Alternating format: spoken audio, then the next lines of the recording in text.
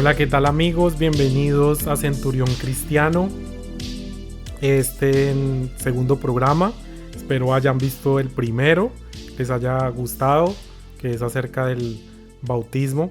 El día de hoy he querido explicar por qué quise colocarle Centurión Cristiano a este canal, de dónde viene esto, que siento pues también que es una inspiración. Yo fui militar y creo que también esto tuvo mucho que ver porque, como sabemos, pues el centurión es un militar, un soldado romano. Y antiguamente en mi infancia pues no fui muy fan de ir a misa, no me gustaba ir a misa. Y quiero pues también darle las gracias a mis padres, que ellos fueron los que me inculcaron esta bonita costumbre, quisieron heredarme su religión y sus creencias católicas, así que me obligaban a ir a misa. Y en ese no gustarme de ir a misa siempre me causó mucho impresión una frase que el padre siempre decía en estas misas. Y tal vez esa frase hoy en día, que ya me gusta ir a misa, que ya le saco ese gusto de ir los domingos y en ocasiones entre semana también a misa, pues tal vez de ahí fue que también hubo esas ganas y esa inspiración de colocarle este nombre. El centurión cristiano, para que todos estemos como en el mismo canal, pues, y de donde yo saco este nombre, y es de esa ocasión en que Jesús caminaba entre la multitud y uno de ellos era un centurión. Recordemos que el centurión era romano y que no era el pueblo al que Jesús venía a predicarle. Ya vamos a hablar un poquito más de esto, pero él reconoce en Jesús algo más que un maestro, un rabí. Entonces, para entrar de lleno, vamos a ver de dónde está esto en la Biblia, ¿cierto? Y esto lo vamos a encontrar en Mateo capítulo 8, versículo 5. Para ponerlos en contexto, está Jesús caminando entre la multitud. Dentro de esta multitud está el centurión romano. El centurión tiene un esclavo que está enfermo.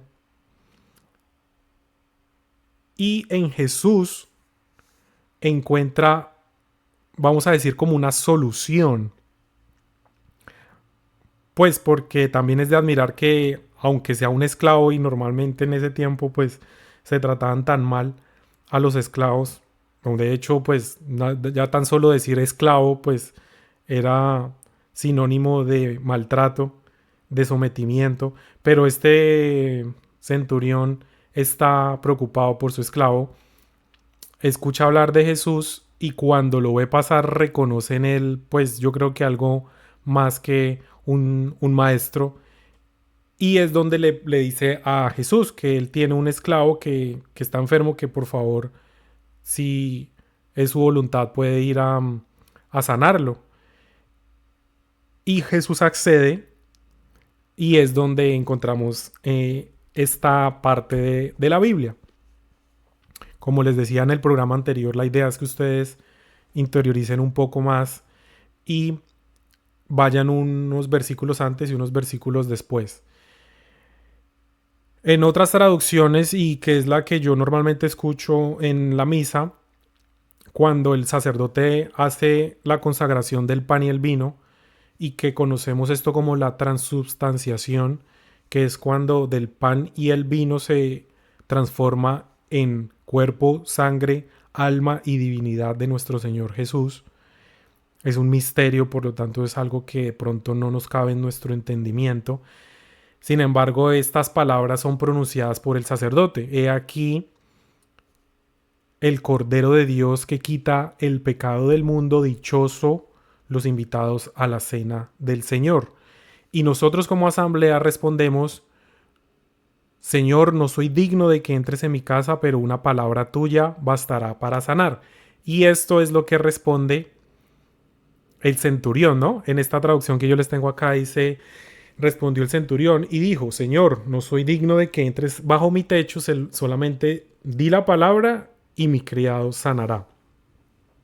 Entonces vemos cómo el centurión reconoce la autoridad de Jesús, no solamente en su persona, sino en su palabra. Y es algo que yo quiero que nos centremos el día de hoy. Tal vez podemos sacar otras muchísimas lecciones de esta palabra o de este versículo. Sin embargo, es algo que a mí me ha inspirado y quiero que nos centremos en estas tres partes: fe, humildad y autoridad. El centurión reconoce una autoridad en Jesús y es algo un poco más humano, es algo divino. Y lo que también veo yo en esta interacción entre el centurión y Jesús es la fe y la humildad. Porque recordemos que Israel estaba bajo el yugo de los romanos y este centurión romano militar probablemente hubiera podido dirigirse a Jesús de una manera distinta. Tal vez de decirle, vamos a decir, como obligar a Jesús a que fuera a su casa, pero él, por el contrario, le da reverencia a Jesús y le dice que tiene su esclavo enfermo. Jesús accede y él le dice, yo no soy digno de que usted entre a mi casa, pero una palabra tuya bastará para sanar. Entonces vemos la fe, la humildad y cómo Jesús, con la autoridad que él tiene, sana al enfermo. Porque efectivamente vemos que el desenlace de esta historia es que él sana al enfermo. Entonces quiero mostrarles cómo desde el Antiguo Testamento Dios ya nos habla de la autoridad que tiene su palabra. Entonces, en esta secuencia, yo solamente quiero mostrarles en Génesis 1:3 cómo Dios habla y las cosas se hacen. Entonces, y dijo Dios, sea la luz, y fue la luz. Vemos también cuando dice, y hágase la tierra, hágase los cielos, hágase los mares, háganse los animales, y las mismas palabras se dicen. Y dijo Dios, sea la luz, y fue la luz. Entonces miren la palabra, el poder que tiene la palabra de Dios y cómo el centurión reconoce el poder de Dios en Jesús, Dios encarnado, le pide que sane y efectivamente eso es lo que pasa. Quiero que aquí veamos algo que se llama prefiguración en el Antiguo Testamento. ¿Qué es la prefiguración? La prefiguración no es nada más sino la unión que hay entre el Antiguo y el Nuevo Testamento. Yo cuando inicio en estos caminos realmente no le sacaba mucho gusto a leer el Antiguo Testamento. De hecho tampoco el Nuevo, pero el Nuevo sentía que lo entendía un poco más. Ya en el camino de la conversión, pues escucho algo que no llevo estudiándolo mucho tiempo, que es lo de la prefiguración, la unión que hay en el Antiguo y en el Nuevo Testamento. Entonces vemos cómo en el Antiguo Testamento hay profetas que dicen o hablan con reyes o con personas y que dicen, por ejemplo, vamos a poner la venida del Mesías, de Jesús. En el Antiguo Testamento, sobre todo el profeta Daniel, habla de la venida del Mesías. Muchos otros profetas hablan de él. Isaías creo que también habla de la venida del Mesías y se cumple en Jesús. Entonces decían, va a venir un Mesías, va a venir el Mesías nacido de una virgen y todo eso se va cumpliendo. Entonces vemos cómo, y para entenderlo un poco mejor, hay un santo de muchos que a mí me gustan, de mi devoción, y es el San Agustín, que él dice, el Nuevo Testamento en el Nuevo Testamento está oculto el Antiguo Testamento, y el Antiguo Testamento se hace manifiesto en el Nuevo Testamento. Entonces hay una unión. No podemos, y yo los invito a que todos juntos podamos entender y aprender.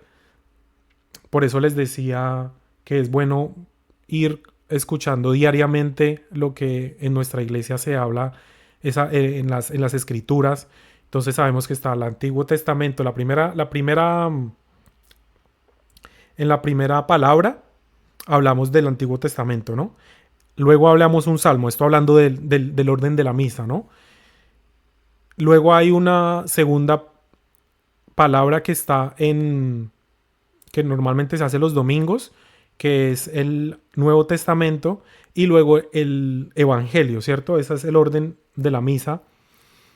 Y todo esto, toda esta secuencia de lo que se va a hablar el Evangelio, la escritura del Antiguo Testamento, el Salmo y la segunda escritura nos prepara de lo que va a hablar el Evangelio. Entonces por eso es importante, y les recomendaba la otra vez en el otro programa, que escucharan, me gusta mucho el padre Carlos Yepes, pero en YouTube y en diferentes plataformas ustedes pueden encontrar la persona, ya sea sacerdote, monja, religioso o laico, que de su gusto, que les pueda explicar lo que en ese día habla el Evangelio, cómo se explica. Para mí esto de la prefiguración ha sido una manera más de acercarme a Dios, porque como sabemos la palabra de Dios que está escrita en la Biblia, hay una manera de cómo entender esto y cómo aplicarlo a nuestra vida. Entonces, centrándonos en lo que hoy nos concierne de la conversación entre Jesús y el centurión, vamos a ver qué hay en el Antiguo Testamento. Ya vimos una parte, por ejemplo, el Génesis, nos habla de la autoridad de la palabra de Dios. Hágase la luz y se hace la luz. Entonces yo les traigo un par de versículos del Antiguo Testamento donde hay esa prefiguración. Por ejemplo, estamos en Salmos 107 del 19 al 20. Entonces, quiero que pongamos atención a esto. Acá habla el salmista entonces, en su angustia clamaron al Señor y Él los salvó de sus aflicciones. Él envió su palabra y los sanó y los libró de la muerte. Esto me parece también una prefiguración de Jesús, ¿no? Él envía su palabra, el verbo encarnado, y los sanó y los libró de la muerte. Pues ¿cuál muerte? Pues la muerte a la cual nosotros estábamos condenados, que era tener el cielo cerrado para nosotros. Él nos sana, nos libra de la muerte. Entonces, trayéndolo a esto que es el versículo que estamos estudiando el día de hoy de el centurión, pues vemos también cómo es la palabra que Jesús solamente tiene que decir, solamente él dice, el esclavo se encuentra ya sano. Entonces mire cómo en el Salmo, que el Salmo es un libro que pertenece al Antiguo Testamento, el salmista nos hace hincapié en la palabra que se dice y que actúa. Aquí también es de acotar y de señalar que no importa cuál sea el problema que estemos pasando, el problema, la situación, la circunstancia, una enfermedad, no sé qué podamos estar pasando en este momento, pero en oración pidamos esa sanación, esa solución que si es la voluntad de Dios, pues puede pasar como le pasó al centurión. El centurión cuando llega a su casa ve que su esclavo está sano. Sigamos con esto de la prefiguración y aquí yo les coloco otro aparte de la Biblia. Esto ya está en Isaías 55 del 10 al 11 y nos compara la palabra de Dios para que nosotros podamos entenderla de una mejor manera. Porque como desciende de los cielos la lluvia y la nieve y no vuelve allá, sino que riegan la tierra, haciéndola producir y germinar, dando semilla al sembrador y pan al que come, así será mi palabra que sale de mi boca. Una vez más, mi palabra que sale de mi boca no volverá a mí vacía sin haber realizado lo que deseo y logrado el propósito para el cual la envié. Isaías 55 del versículo 10 al 11. Nuevamente, aquí vemos y he señalado en rojo, vemos cómo la palabra de Dios es poderosa y tiene tanta autoridad en nuestras vidas y en las situaciones en las que estemos viviendo. El centurión estaba viviendo una situación de ver a su siervo enfermo, clama a Dios, clama a Jesús y él con solo su palabra sana al esclavo. En esto de la prefiguración, también quiero mostrarles, y acá vamos a hacer un paréntesis, porque si entendemos Jesús no venía a predicarle a los romanos, él venía a predicarle a su pueblo, al pueblo escogido por su padre, por Dios, que es el pueblo de Israel.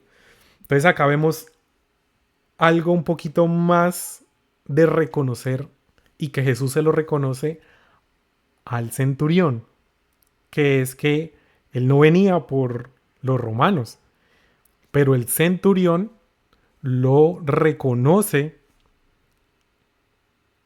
y clama, pide sanación a Jesús.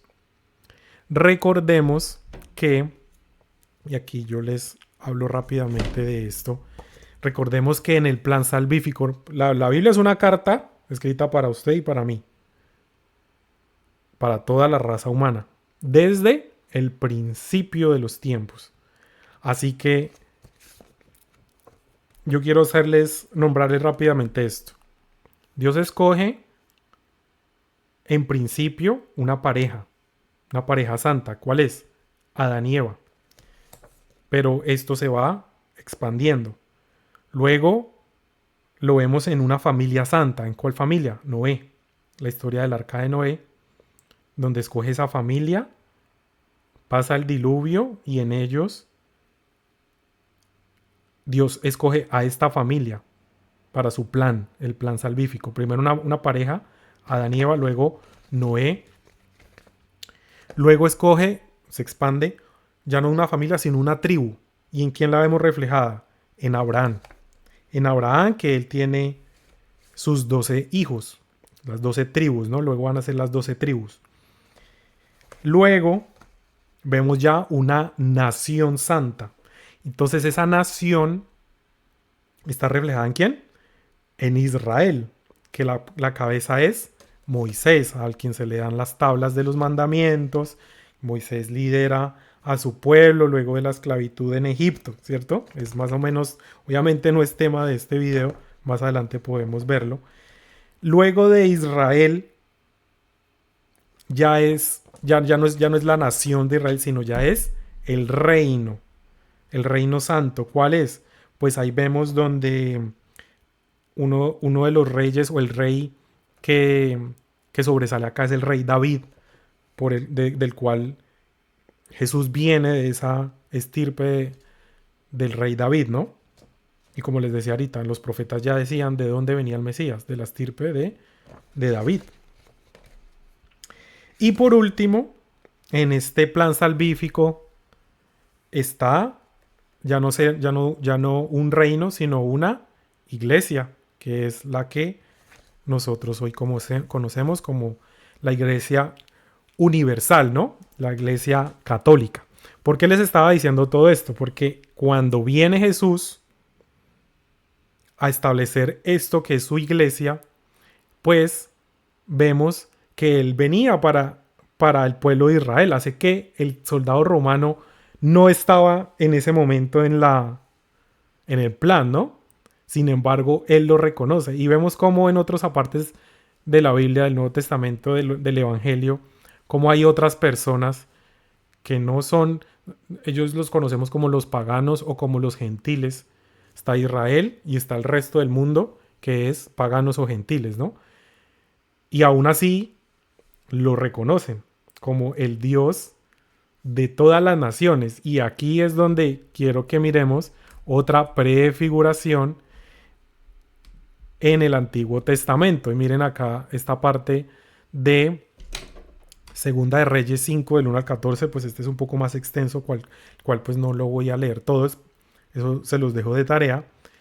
Y esta historia es bien bonita porque narra cómo Jesús también la salvación al, al, luego de la crucifixión y todo esto, ya se extiende hacia todas las naciones. Entonces, para resumirles, esta parte de Segunda de Reyes es Naamán, un comandante sirio con lepra, busca sanación tras oír de Eliseo, un profeta, por medio de una esclava israelita, ¿sí?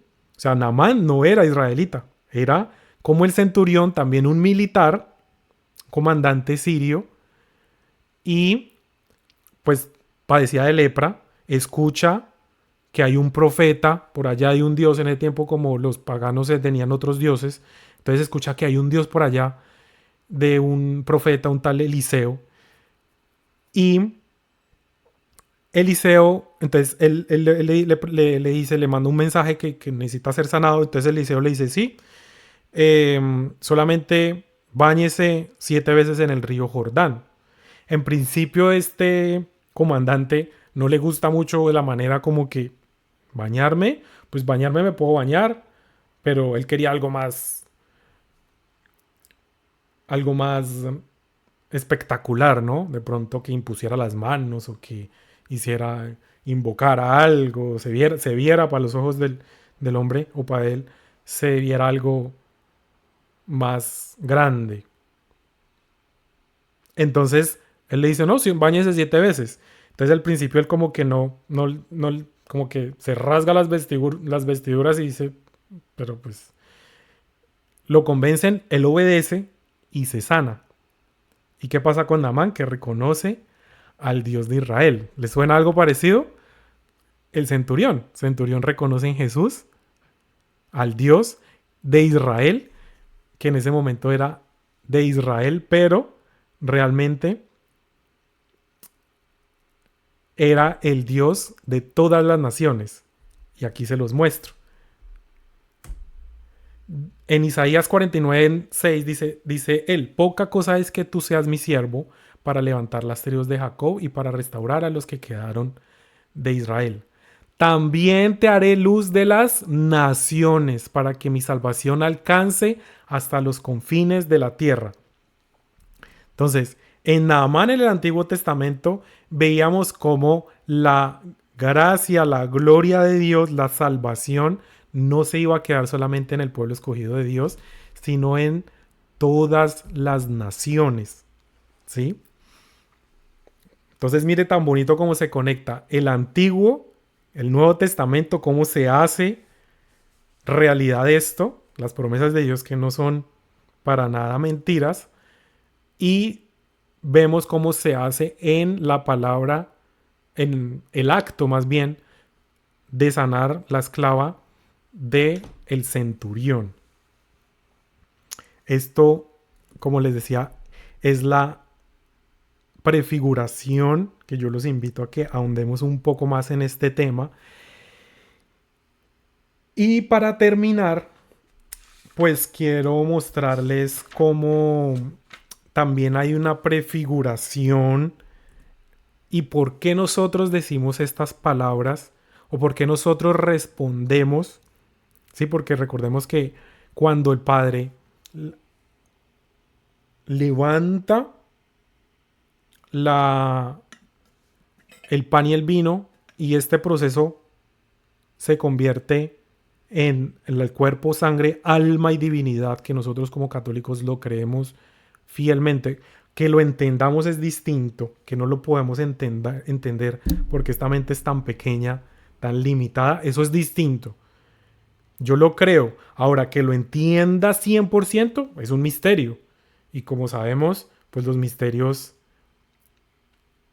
pues lleguemos a entenderlo en esta vida, pero seguro en la otra sí lo vamos a entender.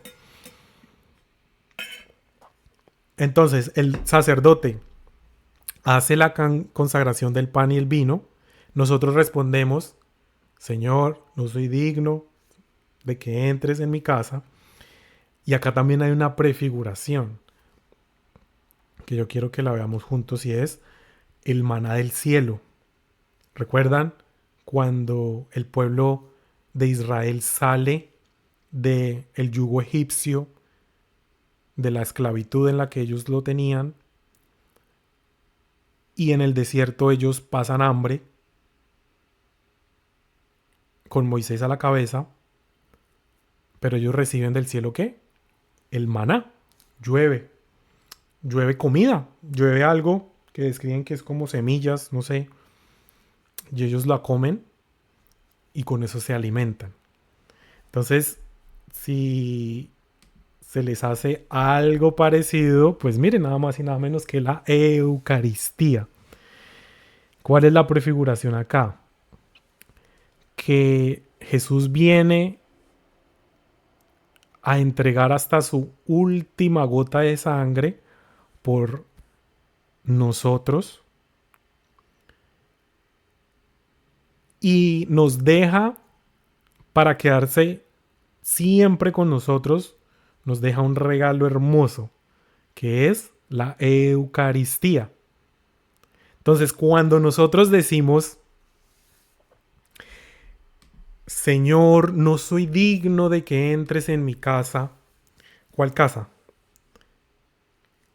¿Cómo va a entrar el Señor en cuál casa? ¿En qué casa? Señor, tú, ¿dónde? En la Eucaristía. Entonces, en el pan y el vino, te haces cuerpo y sangre y entras en esta casa, en este corazón, en esta alma. No soy digno de que entres en mi casa. Y vemos como, esto lo escuchaba de un sacerdote que decía ahorita en diciembre, cuando Dios, el niño Jesús nace, ¿él dónde nace? Él nace en una gruta de Belén. En una gruta sabemos que es, pues, vamos a decir que es como una parte donde están los animales, vacas, camellos, las ovejas. Pues obviamente es una parte sucia, donde comen, donde duermen, donde hacen sus necesidades. Pero esa casa, adivinen qué es. Es nuestro corazón. Es nuestro corazón que está sucio del pecado, acostumbrado a eso. Y viene la hermosura, el Dios encarnado, ese bebecito, entrar, a entrar en nuestra casa. Por eso también la prefiguración de la gruta de Belén es nuestro corazón. Y ese niño limpio, santo, perfecto, que es el niño Jesús, entra en esa parte sucia que requiere ser iluminada, limpiada. Entonces, cuando nosotros recibimos el cuerpo, la sangre de Cristo en esta casa que está sucia y necesitada de Él, a que sea cambiada, a que sea limpiada, que sea organizada, a que sea, que haya esa metanoia, esa conversión.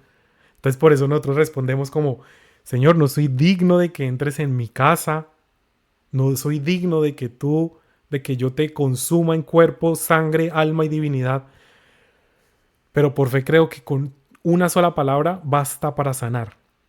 Entonces vemos cómo ese Dios se hace frágil y pequeño en la especie de un pan para quedarse con nosotros. Ese es el poder de la Eucaristía. Ese es el poder que reconoció el centurión en Jesús, al punto de decirle, no hay necesidad de que vayas a mi casa, solamente una palabra tuya. Entonces, amigos, los quiero dejar con esto para que analicemos el poder de la palabra de Dios. Ese mismo poder que la Virgen María reconoció en el momento de la anunciación y ella responde de una manera magistral, de una humildad increíble. He aquí la esclava del Señor, hágase en mí según tu palabra. Los quiero dejar con esto además porque esta es una prefiguración de lo que va a ser el programa, el tercer programa, y que vamos a hablar de nuestra Madre, la poderosa y siempre Virgen María. Espero les haya gustado, espero que también ahonden en este tema un poco más para que le saquemos ese gusto a lo que es la palabra de Dios. Y pues aquí me despido, nos vemos dentro de 8 días con un nuevo programa. Ya les di un abrebocas de lo que se viene. Que la paz de Jesucristo esté siempre en sus corazones, y nos vemos en la próxima oportunidad. Muchas bendiciones y pasen un feliz resto de día o noche.